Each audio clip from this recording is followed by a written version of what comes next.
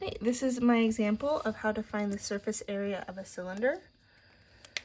We also have a formula that we can use. How do we get this information from the formula? Well, if I look at my net here, this is what we call a net, is when we take a cylinder and unravel it. But I have two circles. In this case, I have radius of 9 inches. So I have two in the area of each circle. How do I find area of a circle? I'm going to put a C here for circle.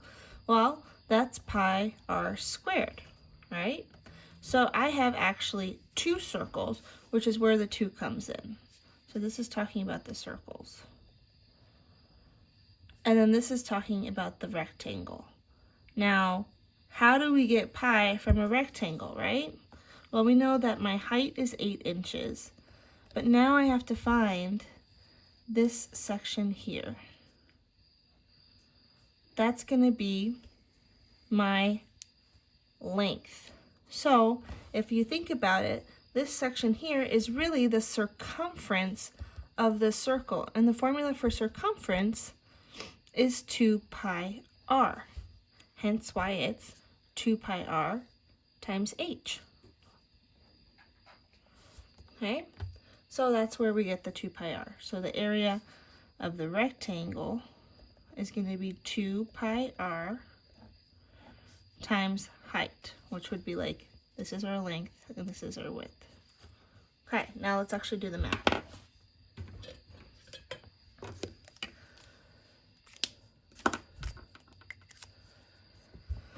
So I have 2 times pi. What's my radius? Well, my radius is 9 inches. I always like to write that so that I don't forget that I'm actually finding the radius.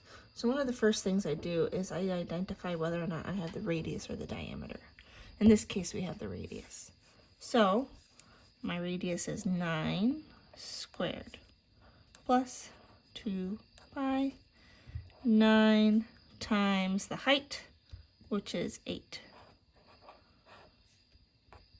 I want to deal with all of the numbers first. We have to do exponents first with order of operations. So we have 2 pi, 9 squared. So if you guys didn't know how to do this, you can do 9 times 9, or just so that you guys don't forget to do 9 times 9 instead of 9 square, 9 times 2, you do 9 and then the squared button when there's one on Desmos for that. I get 81 plus 2 times, and then I can do 9 times 8. Gives me 72. All right, now I can multiply 2's, the 2 and the 81, and the 2 and the 72.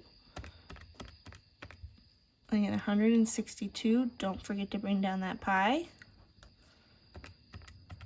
2 times 72 is 144 pi.